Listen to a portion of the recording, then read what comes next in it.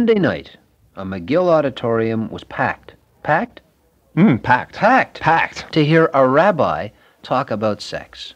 It is Packed. a titillating prospect, you have to agree. And when I say packed, I mean overflowing packed. 800 people in the Leacock Auditorium. It's the largest auditorium at McGill. There were 100 people waiting outside to get in to hear this man speak about intimacy and ecstasy, love and sexual... You couldn't say it, I couldn't even say, I can't even approach it. The audience was filled, Dave, mainly with women, which should not surprise you, because it's, I think, certainly evidence of the imbalance that exists in relationships.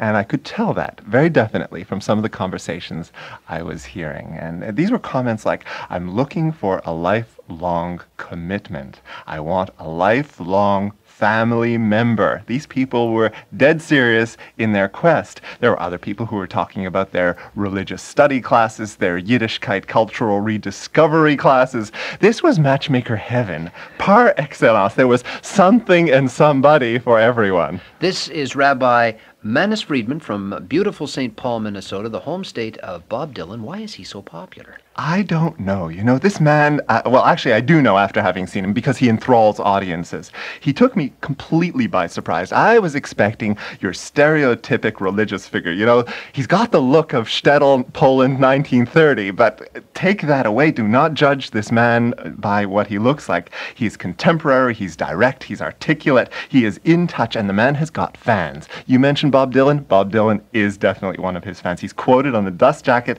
of his book, Doesn't Anyone Blush Anymore? And Bob says, anyone who is either married or thinking of getting married would do well to read this book. So Dr. Friedman, Rabbi Friedman is an author. You were going to say Dr. Ruth. Yeah, I know. It's just stuck in my brain. He's an author. He's a TV host. He's got a career not only as those things, but as well as a scholar, a speaker, a counselor, and last but surely not least, he's the father of 14 children.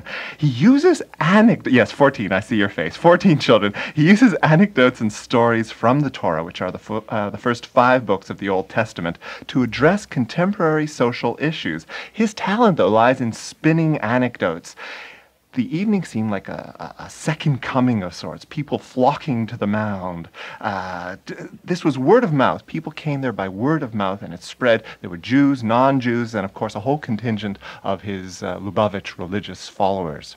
Does he have the answers, though? I mean, we're talking about divorce, failed relationships, marital strife. I mean, does he have the answers from the Old Testament? He, interestingly, started his talk with remarks on euphemisms we use to describe intimate relationships that we all use. And he said, let's go back a few years, the relationship between a man and a woman when they were getting to know each other, becoming emotionally involved with each other. That relationship was called dating, the dating game. I'm dating someone, she's my date.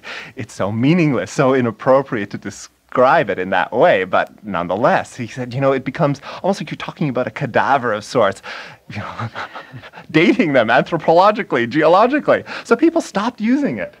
So people stopped using it, and they changed it. And they started calling these wonderful human relationships, these emotional attachments, these deep feelings that people had for each other, they called it going out. In fact, they would be insulted if you called it dating. We're not dating, we're going out.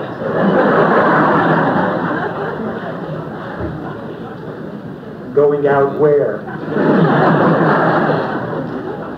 Why do you have to go out for that? So after a while we found that was pretty irrelevant and didn't describe the importance, the significance, the power, the drama, the agony and the ecstasy of human relationships. So we don't call it that anymore. Now it's called seeing someone.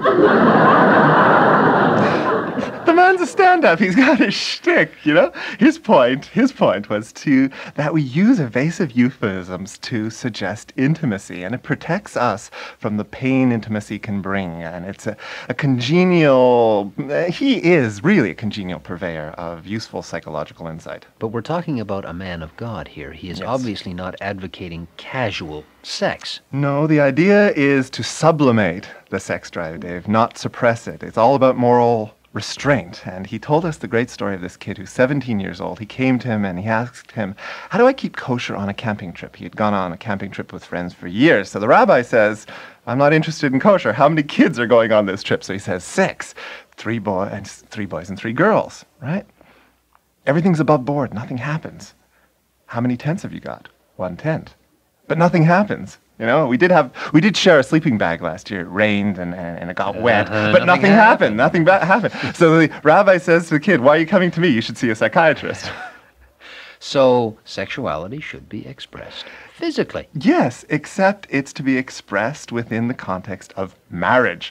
The rabbi says we've been overexposed, overstimulated. I say we've been oversimulated. If you take a look at videos and film, that kind of thing. It's his opinion that the body doesn't need sex the way the mind does. We think too much, he says. Of course, the antidote to the dangers of sexuality is just to say no. Yeah, it's that easy, huh? People walked away feeling how?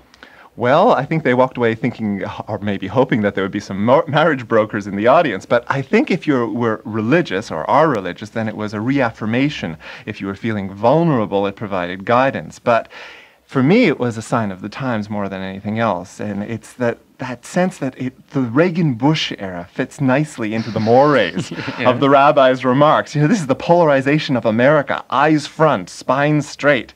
It fits into this prevalent new Puritanism. It also fits into the search for what is now called neo-traditional identity. But all in all, get rid of all that stuff. You begin to think, maybe I shouldn't hold my girlfriend or my boyfriend's hand in public. When you're going out. When you're going out, or is it dating? It's maybe seeing someone. Philip Sporer on Home Run.